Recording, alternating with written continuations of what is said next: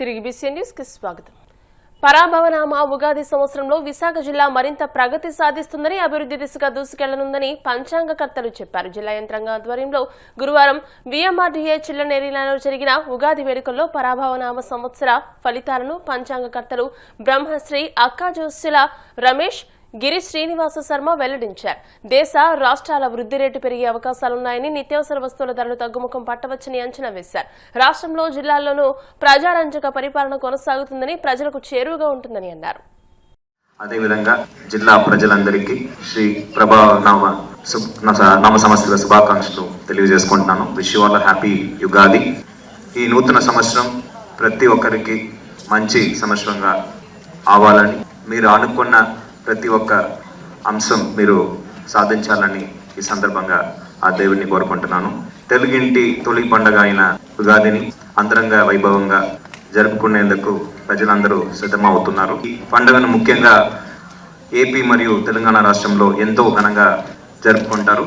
In fact మా ఊర్లో కూడా జరుపుకునే వాళ్ళం. చిన్న పల్లెటూరు కావచ్చు తమిళనాడులో, అక్కడ కూడా ఉగాది పండుగ మేము జరుపుకునే వాళ్ళం.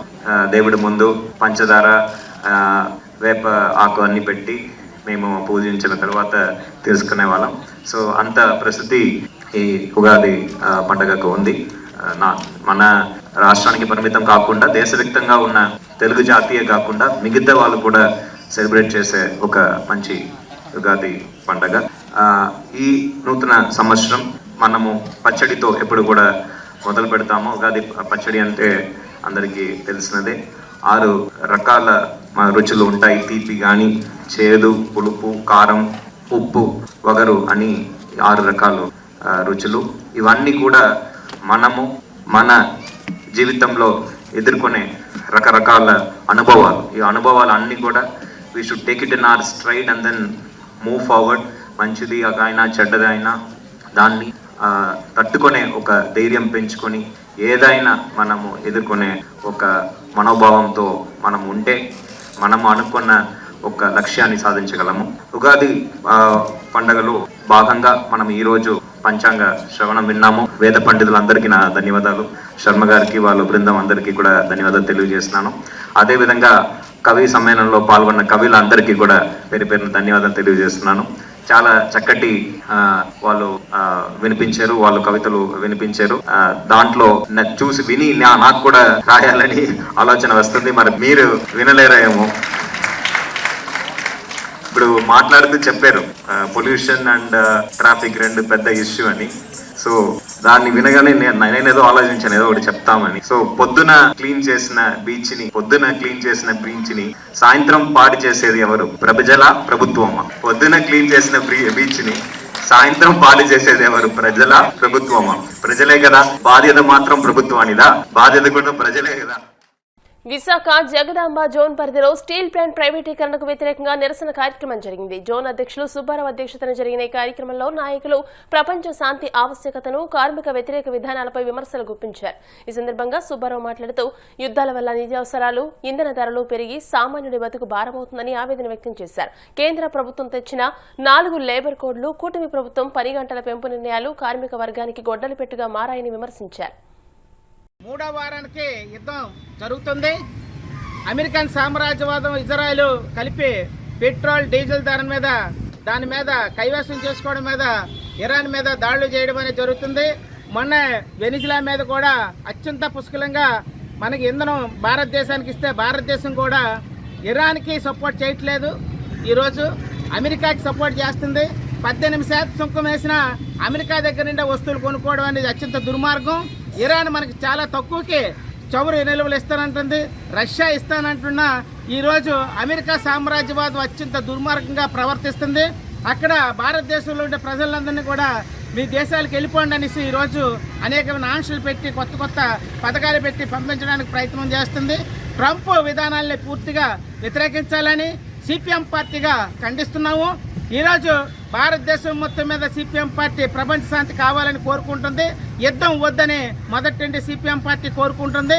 అత్యంత దుర్మార్గంగా మోడీ ప్రభుత్వం అనుసరిస్తుంది. ఈరోజు ఇజ్రాయిల్కి సపోర్ట్ చేయకుండా, ఇరాన్కి సపోర్ట్ చేయకుండా ఇజ్రాయిల్ దగ్గరికి వెళ్ళి ఈరోజు అక్కడికి వెళ్ళి మాట్లాడి మాతృభూమి అని చెప్పడం ఎంత సిగ్గుచేటు అనేది మనం ఆలోచించాలి.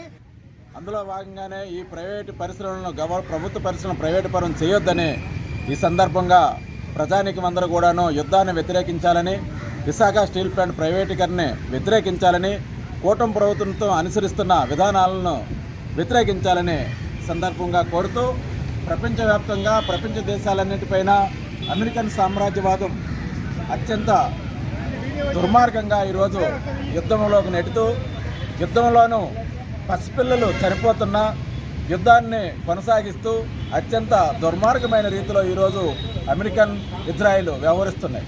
అందుకు ధీటుగా ఇరాన్ కూడాను ఈరోజు పెద్ద ఎత్తున గల్ఫ్ దేశాలపై తన అమెరికన్ సామ్రాజ్యవాద బేసిస్ ఏవైతే ఉన్నాయో యుద్ధానికి సంబంధించి వాళ్ళు బేస్లు ఏవైతే వాటిపైన కూడాను పెద్ద ఎత్తున ఇరాన్ కూడా దాడులు చేస్తుంది. ఈ సందర్భంగా అనేక మంది పసిపిల్లలు చనిపోతున్నారు. ఇప్పటికే ఐక్యరాజ్య సమితి యుద్ధాన్ని ఆపాలని ఇరు దేశాలు కూడా విజ్ఞప్తి చేసింది. అయినా సరే యుద్ధాన్ని మరింత ఉధృతం చేసేలాగా అమెరికన్ రోజుకొక మాట చెప్తూ పసిపిల్లలపై యుద్ధం చేస్తున్నారు ఈరోజు ఇజ్రాయెల్, అమెరికా. ఈరోజు అత్యంత పాశవికంగా తెలంగాణ ప్రభుత్వం ప్రతిష్టాత్మకంగా నిర్వహించిన తెలంగాణ గద్దర్ ఫిల్మ్ అవార్డ్స్ 2025 పురస్కారాల ప్రధానోత్సవం హైదరాబాద్ లో అంగరంగ వైభవంగా జరిగింది. సీఎం రేవంత్ రెడ్డి సమక్షంలో జరిగిన ఈ వేడుకకు సినీ, రాజకీయ రంగాలకు చెందిన ప్రముఖులు హాజరై ప్రత్యేక శోభను తెచ్చారు. 2025లో విడుదలైన చిత్రాలకు గాను పలు విభాగాల్లో అవార్డులు అందజేశారు. సినీ పరిశ్రమను గుర్తించాల్సిన అవసరాన్ని మా తెలంగాణ రాష్ట్ర ప్రభుత్వం గుర్తించింది. తెలంగాణ రాష్ట్రము హైదరాబాద్ నగరం అంటే ఐటీ పరిశ్రమలకు, ఫార్మా పరిశ్రమలకు, హైదరాబాద్ బిర్యానీకి గుర్తింపే కాదు, దేశ స్థాయిలో సినీ పరిశ్రమకు హైదరాబాద్ ఒక కేంద్రంగా రాణించాలి అని చెప్పి ఈనాడు తెలంగాణ రాష్ట్ర ప్రభుత్వం భావిస్తున్నది.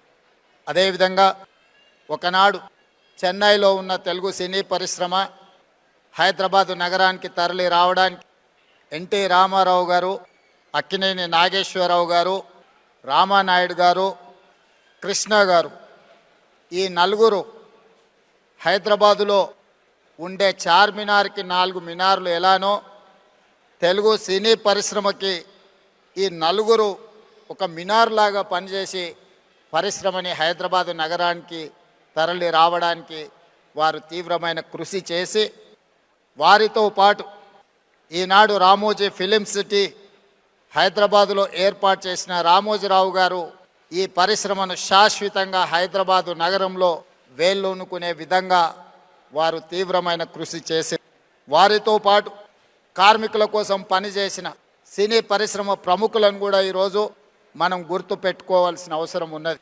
ప్రభాకర్ రెడ్డి గారు, దాసరి నారాయణరావు గారు కార్మికుల కోసం, ప్రభాకర్ రెడ్డి గారు తన సొంత స్థలాన్ని సినీ కార్మికుల కోసం ఇల్లు కట్టుకోవడానికి వారు దానం చేసి కార్మికుల పక్షాన కార్మిక బంధువుగా ప్రభాకర్ రెడ్డి గారు నిలబడడం జరిగింది. సినీ పరిశ్రమలో ఏ సమస్య వచ్చినా, ఏ సంక్షోభం వచ్చినా సినీ పరిశ్రమ పెద్దగా దాసరి నారాయణరావు గారు ఆ సమస్యల్ని పరిష్కరించి శాశ్వతంగా సినిమాను హైదరాబాదు నగరంలో రాణించడానికి తెలంగాణ రాష్ట్రం సినీ పరిశ్రమకు గుర్తింపు తేవడానికి వారు తీవ్రమైన కృషి చేసినారు.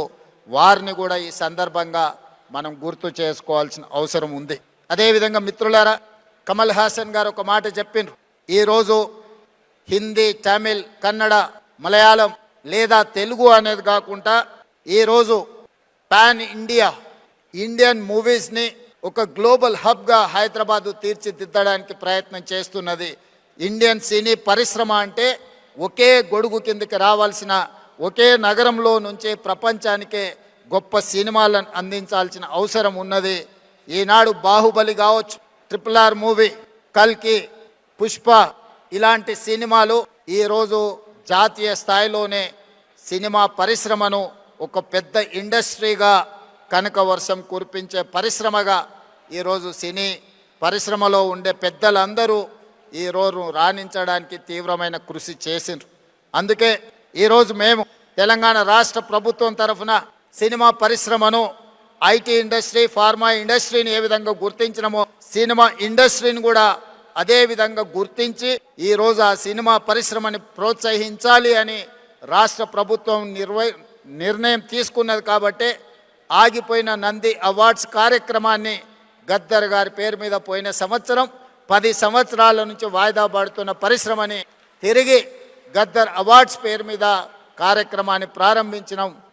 ఈసారి 2వ సంవత్సరం ఈ కార్యక్రమాలను మనం ముందుకు తీసుకెళ్తున్నాం. ఈ కార్యక్రమంలో ఖుష్బూ గారు లాంటి వాళ్ళు, జయసుధ గారు లాంటి వాళ్ళు వీళ్ళందరూ కూడా రావడం, ఈరోజు అవార్డ్స్ రిసీవ్ చేసుకున్న నాగ చైతన్య, రష్మిక వీళ్ళందరూ కూడా youngsters, they are upcoming stars, they are going to create history.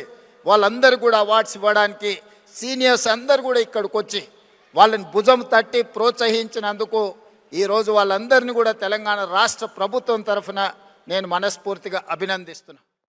వార్తలు ముగించే ముందు ముఖ్యాంశాలు మరోసారి.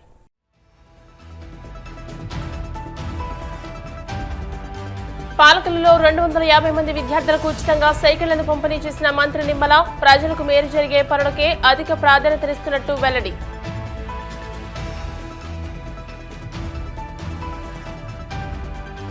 నెల్లూరు జైలు నుంచి బెయిల్పై విడుదలైన వైసీపీ మాజీ ఎమ్మెల్యే పిన్నెల్లి రామకృష్ణారెడ్డి, జంట హత్యల కేసులో అన్యాయంగా జైలుకు పంపారని ఆరోపణ.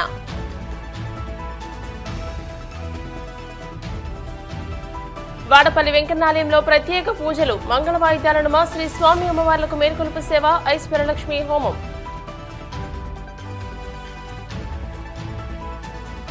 హైదరాబాద్ లో వైభవంగా తెలంగాణ గద్దర్ ఫిల్మ్ అవార్డ్స్ 2025 కార్యక్రమం, సీఎం రేవంత్ రెడ్డి సమక్షంలో జరిగిన వేడుకకు హాజరైన సినీ రాజకీయ రంగాలకు చెందిన ప్రముఖులు.